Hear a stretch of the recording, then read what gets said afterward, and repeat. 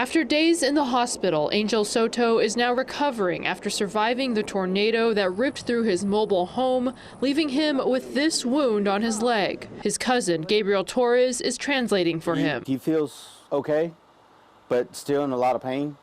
He's having trouble walking, but a lot of pain. When the storm came, he and some of his co-workers were trying to get out of the room they were in. What he remembers was too much wind, a lot of power.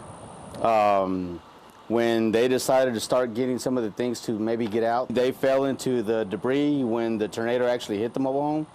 And by the time he realized, he was already in the ground with a whole bunch of debris and maybe even walls on top of them. At first, he didn't even realize his leg was cut so badly. The only thing that came into his mind was to see if the other people were okay.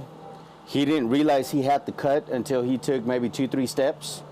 And then, but before that, he was making sure that his other co-workers were safe. Other co-workers only had minor cuts. As for Soto, by the time he realized that he had the cut, he started feeling chills, started getting cold.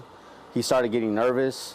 That's when he noticed that he was losing a lot of blood. He was taken to the hospital where he stayed for 4 days. He's still struggling to walk, but is grateful the situation wasn't any worse. That he noticed it was just a whole bunch of debris.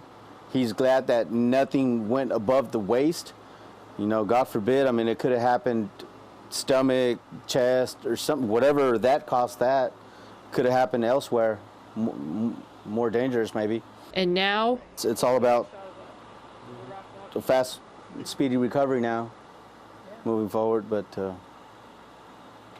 yeah, he'll be okay. He's hoping it was the first and last tornado he's been through. Hopefully, it'd be the last tornado he experiences. He's just, thanks God that him, along with his co-workers, are safe and alive to be able to tell the story like this.